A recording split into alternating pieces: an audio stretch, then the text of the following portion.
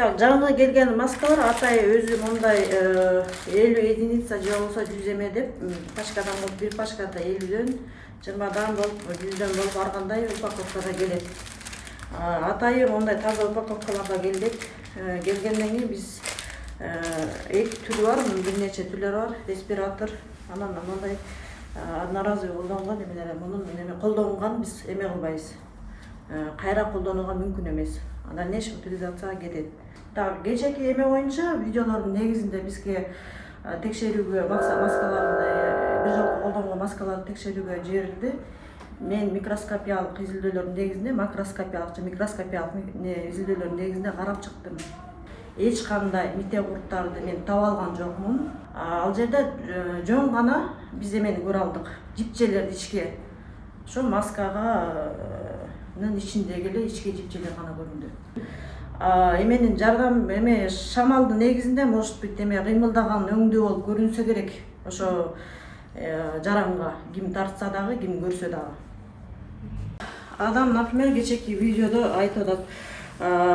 Дем алгандан кийин маска сууланат го, нымдуу болуп калгандан кийин дагы курт, мите курт, жанагы белгисиз курт кыймылга келет деп. Биз ошо кыймылга эменин жылы сууга атайын эме кылып атабыз, ар бир частин алып нымдап алабыз. Нымдап эки эмесин. Где-то 1 мүнөттөй эмеде коюп нымдап алып, анан макроскопиялык стереомикроскоптун негизинде анан карап чыгып атабыз. Ошондой метод менен да карадык. Кургак өзүн да карап чыктык. Анан азыр карайбыз. Мына карап атам как раз эми. Мына бул жерде волокно эле турат. Карасаңар. Мына момундай эле волокно. Эч кандай кыймылдоо салынып дагы эме кылды, кургакта карап көрдүк, бирок кургакта эмес, нымдуу эмеде чыгат деген бир видеодо ошондой маалымат жүрөт да. Ар бир частинен алып карап атабыз.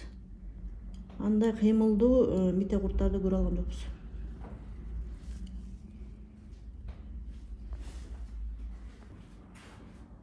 Бизге да кызыктар булчу.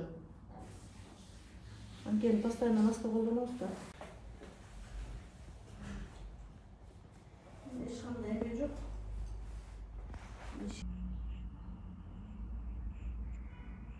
Эме өзбекче сүйлөп атат го жүрөбүсүндө, бирөөндө орусча сүйлөп атчы, бизден чыгып турбайбы, биз тилебизде. Мен ошол видеону көргөн жокмун.